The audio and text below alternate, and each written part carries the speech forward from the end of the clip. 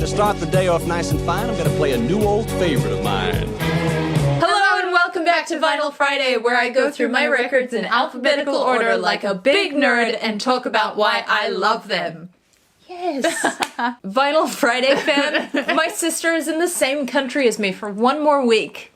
So we thought we'd take the opportunity to do one more Vinyl Friday together before she goes home. It's our last chance to share the stage before we go our separate ways. Tell us about today's song. Today's song comes from one of my favorite movies, the soundtrack of which was the second best-selling album of 1978, only after Saturday Night Fever.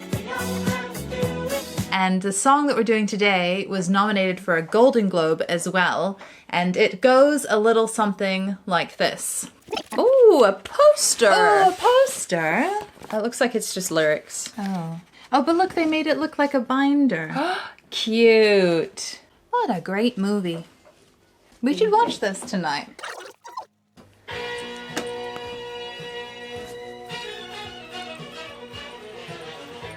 I think we need to do that again, but louder. Yeah, once more with feeling.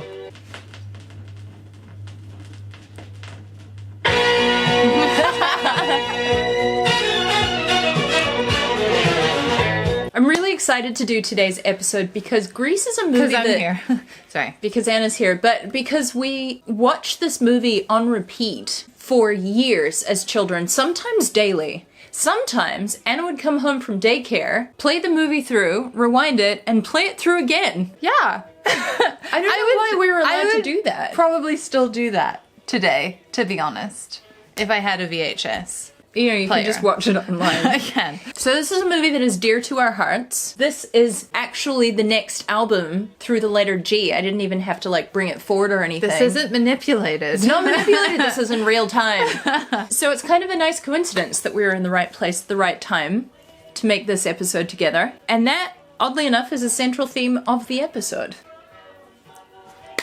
Let's get to it. This is a song and a movie that exists in two different places in time. There's the time that the movie came out, 1978, and the time in which the movie is set, 20 years earlier. So let us now journey back in time to 1958. So if we center ourselves somewhere around 1955, the musical landscape is, by a lot of accounts, bland. It was very vanilla. So you had a lot of artists like Perry Como. You also had a lot of syrupy instrumentals.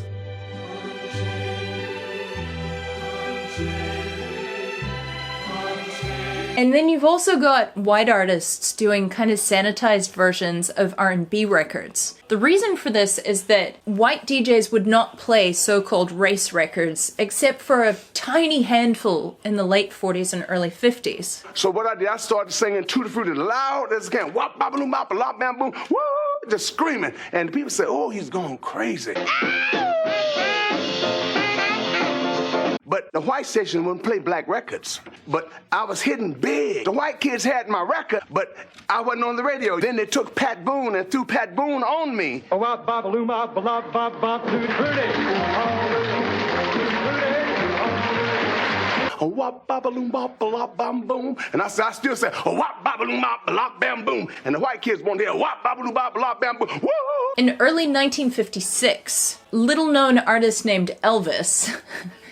He didn't get very big. He didn't, no. Which is why we need to mention it here on this enormous YouTube channel. Go look up Elvis. You won't be disappointed. No, he was pretty good.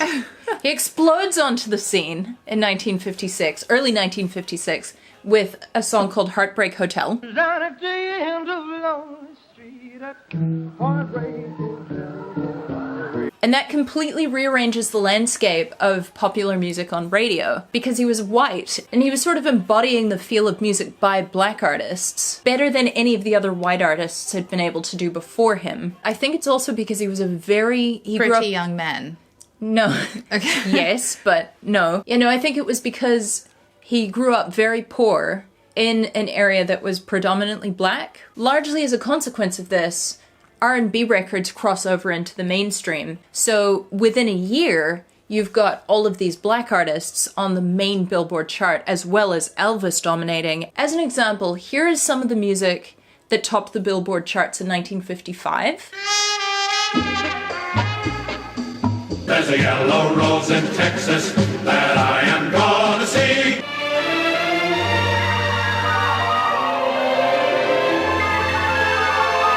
Davy Crockett, king of the wild frontier. But ain't that a shame? My tears fell like rain. And here's some of the music that topped the Billboard charts in 1956. Well, since my baby find a place to dwell. Call me home to the heart is my baby.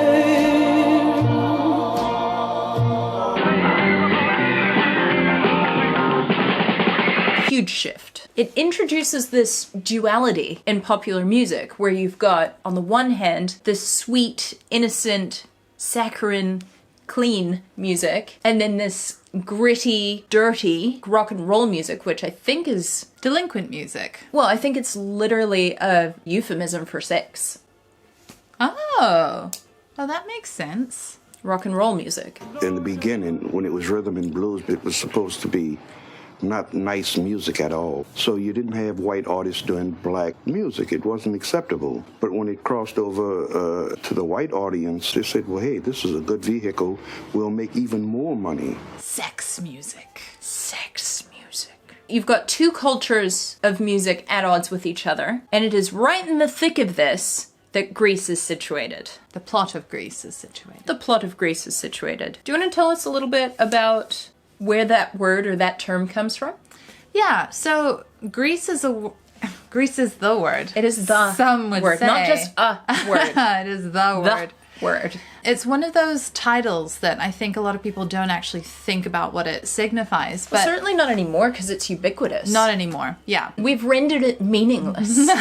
Sorry, I relinquished the floor. That's okay. So we think that the origins of the term greaser are kind of situated in the 19th century. We're going a long way back. We're going way back as a kind of racist slur used for immigrants from the Mediterranean, so Italian and Greek, and also from Latin America. By the 20th century, those kind of pejorative ethnic connotations have remained, but it's also being used to describe a teenage subculture that is defined by disillusionment with conventional society, disenfranchisement.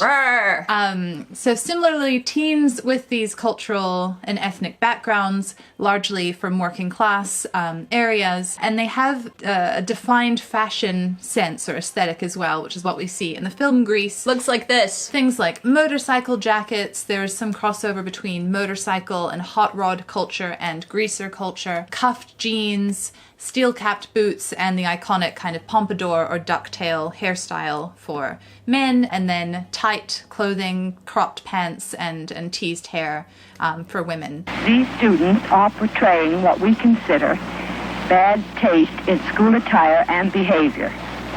This student is wearing an extremely tight skirt. Ducktail.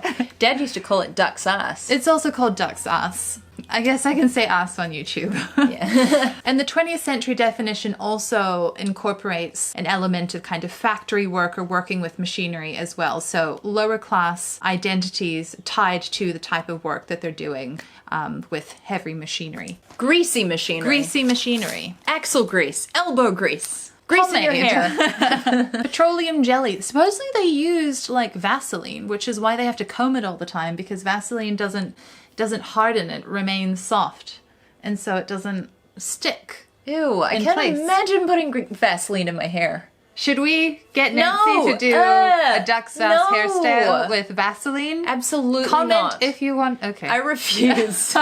So this is the subculture that we're being thrown Thrust into. In the musical Grease. And interestingly, the original stage show was set in Chicago. A lot of the characters are identifiably Italian or Polish, but they got rid of the Polish element for the film. And I do wonder if that's because it would make it too similar to something like West Side Story. When you're a jet, you're... They're definitely Polish. Yeah. Yeah, okay. Where you have Polish descent. Anton. Yeah, Polish descent people and Puerto Ricans kind of coming to heads. Fisticuffs. Fisticuffs! Okay, so the duality that I was talking about on the Billboard charts in the mid-50s is made manifest on the screen for Grease, where you've got the girls in their, what are they called? Poodle skirts? And then the boys who are greasers, who are into their cars, who have greasy hair, who dress as Anna just described. We do get the female, like the pink ladies are female greasers. Female greasers. Okay, girls. Let's go get them. Exactly, but then you've got like Patty Simcox. Patty Simcox. Hi, I'm Patty Simcox. Who probably listens to Perry Como. Boo, Perry Como. And the soundtrack does a really good job of, I think, of imitating that duality. When you listen to the songs written for the soundtrack, you can hear echoes of the songs that they were influenced by. From the 50s. From the 50s. For instance, if you listen to Grease Lightning, which I would recommend because it's a banger.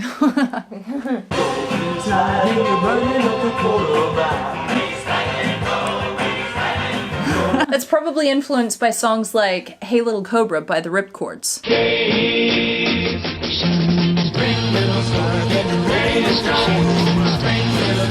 Or Beauty School Dropout. Now I called the shot, get off the pot, I really gotta fly. That sounds a lot like a song called Venus by Frankie Avalon, who plays the angel who's singing Beauty School Dropout. Especially this bit here.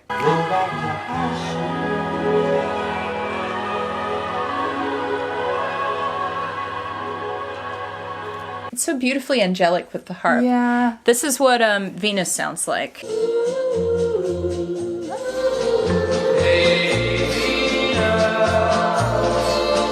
You hear what I mean about the backing vocals? Like Yeah. it's very Angelic. yeah. Otherworldly. Celestial. See how it ends just like the okay. Another good example is We Go Together.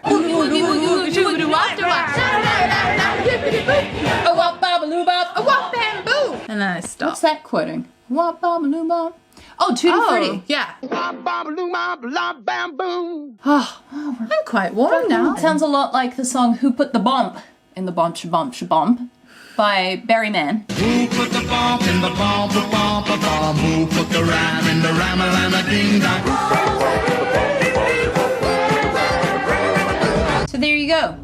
That's That's the 50s. that's our best attempt at describing 1958. If you were there, let us know what it was like in the comments. Hey, well done. Thank you. It's very professional. You must watch a lot of YouTube. And that brings us to 1978. Hold that hose, hold that hose.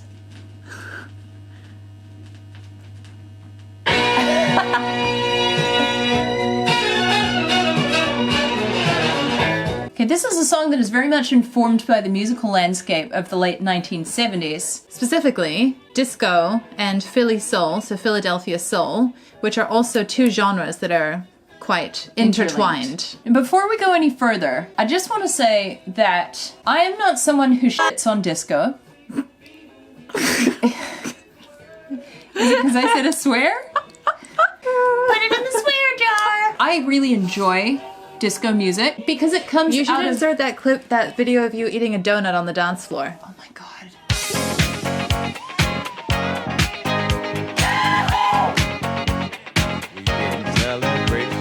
You don't shit on disco. Yeah, I don't shit on disco. And I find it really annoys me when people do, because it's one of those things that I think people just really love to... It's enjoyment policing, Yeah. and you know, it's one of those things that really shouldn't be a guilty pleasure. It should just be a pleasure. Yeah, you're allowed to just like disco. And want to have a boogie and enjoy the music. And on top of that, however mainstream or commercial it became, it was born out of a legitimate musical subculture. Dance-centered nightclubs were so important to African Americans, to Latinx communities, but also particularly to gay communities, LGBTQ communities. There are relatively few social and cultural spaces where these people who are discriminated against and marginalized can go out, socialize, and feel safe. Disco became the kind of sonic accompaniment to those joyous revolts against patriarchy and homophobia. So that's how these discos, these music clubs started in the like early to mid 70s, and it was made mainstream by Saturday Night Fever. Soundtrack by the brothers Gibb, the Bidges. The Bidges. So I think it's important to consider exactly what it is you're shitting on if you're shitting on disco, and why you're shitting on disco. Why does it matter? Because ultimately what killed disco was this really violent furor against it, mostly spearheaded by this one DJ. By one DJ. Who led a smear campaign of disco sucks. After being fired by a radio station that converted to disco, Dahl stirred his fans up into a fervor. And then hosted an event in like a stadium where people were encouraged to bring disco records and set fire to them. On July 12th, 1979, more than 50,000 people piled into Comiskey Park, shouting homophobic and racist slurs, throwing disco records around like frisbees, and piling them into a giant bin. Dahl led a chant of disco sucks before exploding the bin of records with firecrackers. Drunk and riled up, the co-hosts stormed the field, trashing the stadium and destroying any disco record they could find.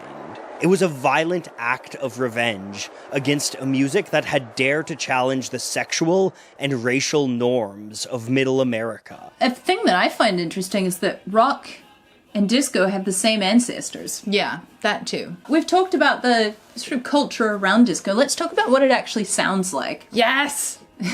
In doing so, we're also kind of talking about what Philly soul sounds like, because again, if you take the sound of Philly soul and you add a 4 on the floor drum beat and you've got disco. And when I say Philly soul, what I'm talking about is a style of soul that came out of primarily a studio called Sigma Studios in Philadelphia. And that studio had a kind of house band in the same vein as the Wrecking Crew in California or Los Angeles and the Funk Brothers out of Detroit.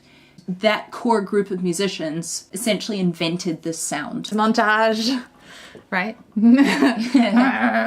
Here's what Philly soul sounds like.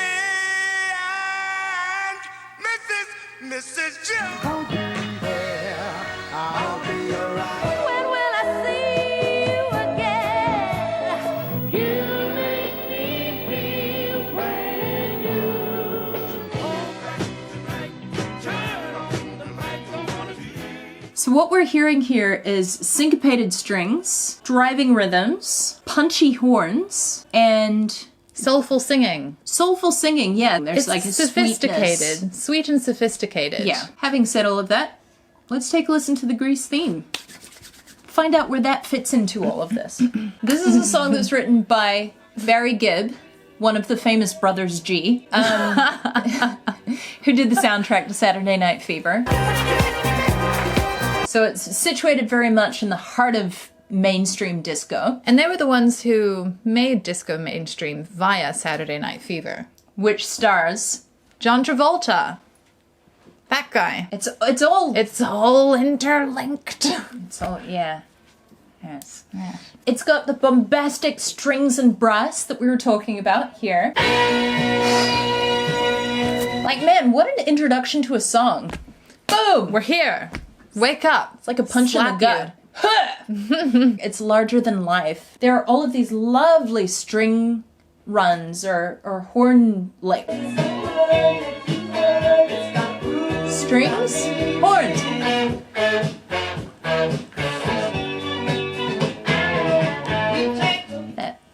But it's got very. You can really hear Electric Light. Where Electric Light? I was just about to say that. It sounds like Yellow, right? I was just about to say that. Yeah.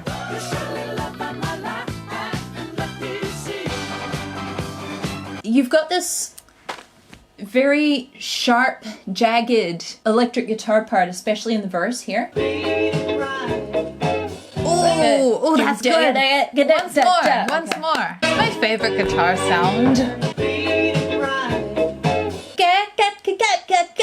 Ah, so good. That reminds me a lot of Nile Rodgers' guitar playing of Chic, like Freak Out. Le freak, c'est chic. Freak out. It's actually called Le Freak. Yeah.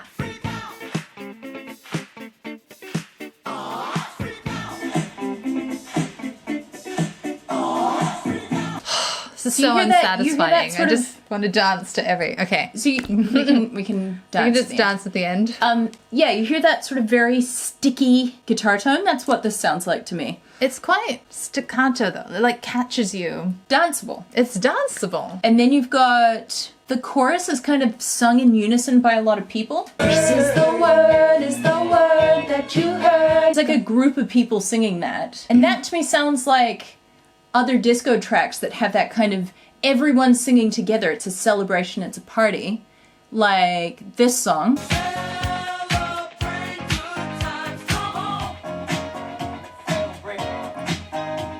Or We Are Family by Sister Sledge. We are family.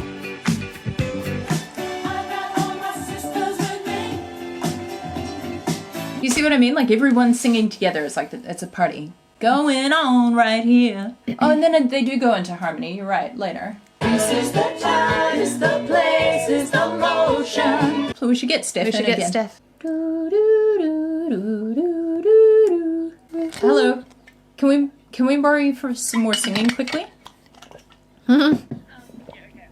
Nice. Greece is the time, is the place, is the motion. Yeah. Greece is the time, is the place, is the motion. Yeah, that's a lovely 3-part harmony. That's great. Basically, everything is syncopated. Syncopated. That just means it's not landing on the downbeat. It's landing in between the downbeats. Which somehow makes it groovier, and I want to know why. We've got horn stabs. Okay, so I'm going to clap the downbeat, and it's going to clap the horn stabs. I'm ready. I have to start earlier. See? That It's Why is it so good? I don't know. Very danceable. The strings are syncopated as well, especially in the riff where it's playing a whole run of notes, but the way that they're emphasizing the first of every 3 notes makes it a triplet pattern. So da da da da da da da da da da da da da da da da. It's just a string of notes, but if you go da da da da da da da da da da da da do do do do da da, it gives it a 1 2 3 1 2 3 1 2 3 1 2 3. Like this, and I'll clap the downbeat. Am I attempting to clap the strings? Good luck. You can click them. No, too hard. And then there's this groovy syncopated bass line at the chorus.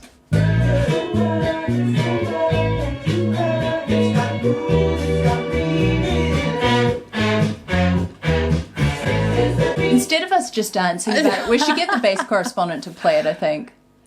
Yeah.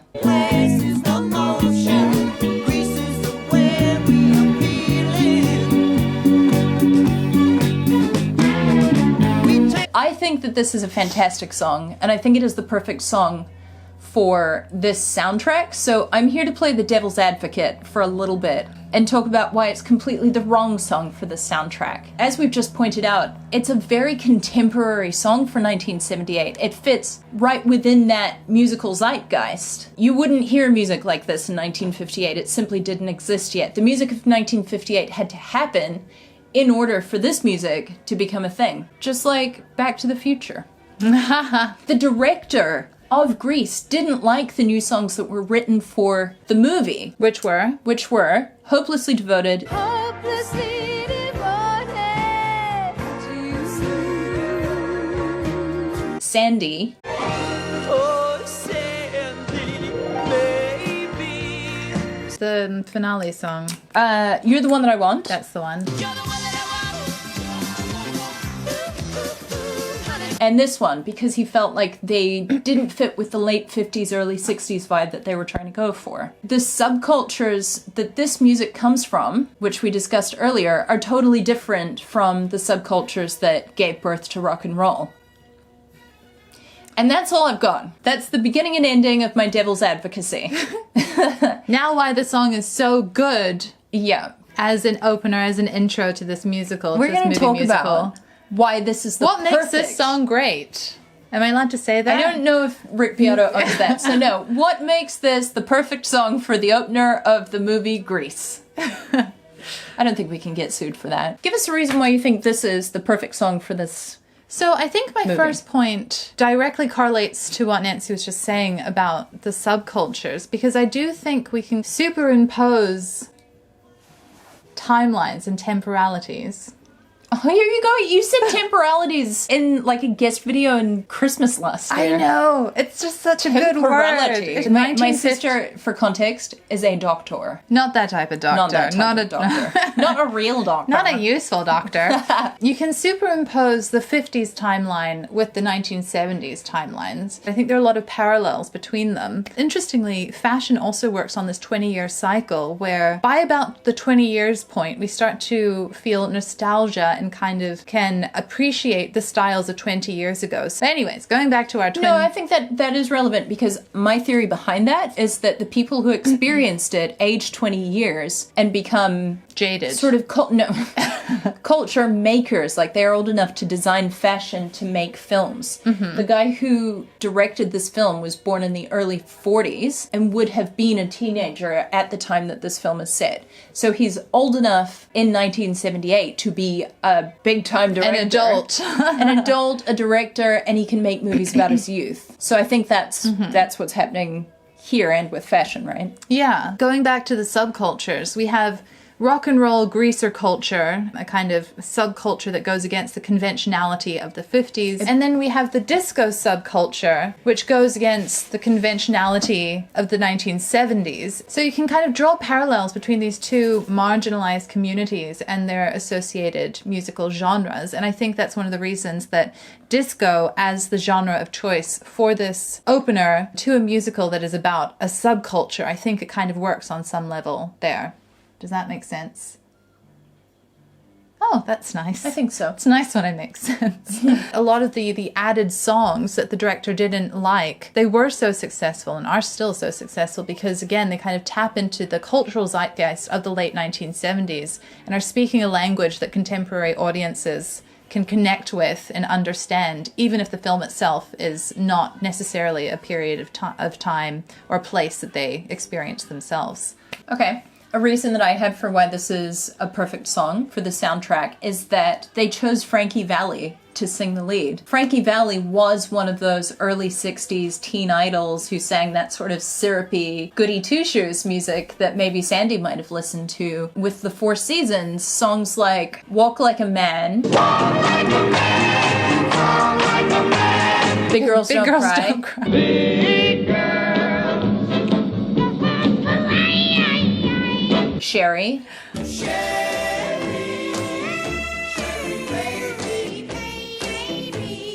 But not only that, he just had a monster hit in 1975 with December 1963.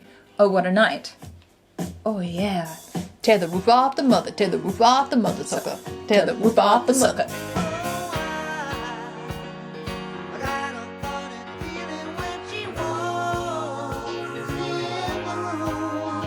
Which is itself a nostalgia piece. You're always turning off the music way too early.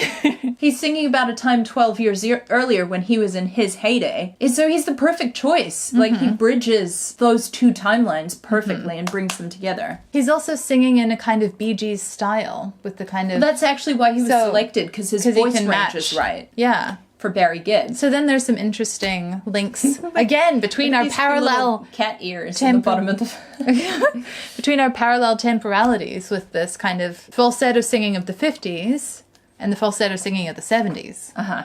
Yeah. Yeah. Nice. Good. Cool.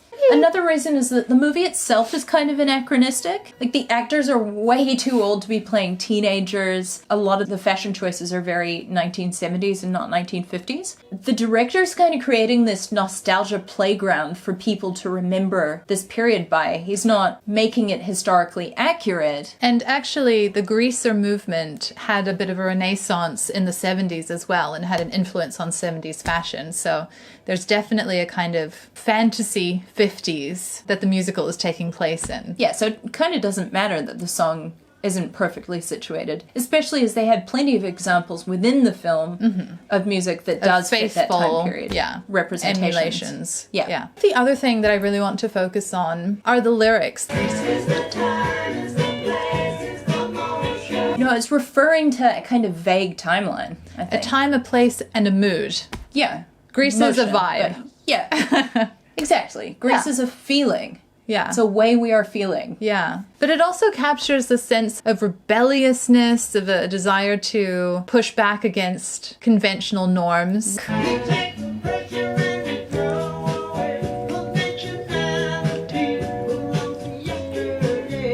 There's that time thing again. Conventionality belongs to yesterday. But yesterday in the 70s was the 50s, but the musical is about the 50s. Oh yeah, we had the 20th anniversary edition. So it was exactly 58, 78, 98. Perfect. Oh, synchronicity. Is that everything you wanted to say? Just as it's such a good song. Such a good song. Okay, do you want to have a boogie? Yes. Finally! This is the time, is the place, is the motion. Grease is the way we are feeling. Okay, cool. Nice. This week we'll be reading our main comments to the tune of Grease by Barry Gibb. Never heard so much babbling in my life. That's a good one. Yeah, that is a good one. The other one is, I would say this lady loves talking. What do you expect? My friend, this is a video essay. We could just sit here and groove the entire 30 minutes if you want. Ooh. Ah. That's it from us. If you enjoyed this episode or you would like to support any of the weird things that I do, I will leave a link in the description for my Buy Me a Coffee page where you are welcome to make a donation, but no pressure, friends. A special thank you to everybody who has made a donation or signed up to be a member. You mean a whole lot to me. If you're curious about what my original music sounds like, there will be a link to that in the description as well. Otherwise, thanks for hanging out with us. I'll see you here next week. Have a great weekend! Here we go, Mr. Record. I'm not a boy, cute as can be. I'll get the money, I'll get the money. Ba ba ba ba ba ba ba ba ba ba.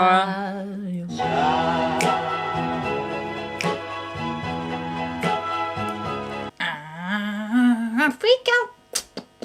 With the horse feet on the floor, they'll be waiting at the door. He crazy like a fool. What about Daddy Cool? Grease is the time, is the I forgot. Come on and sing it with me, car wash. Oh, oh, oh, oh. Work, you know that it's Oh, yeah. you can let it last a celebration to last throughout the year. This is the downbeat. That's not the downbeat. What are we even doing here?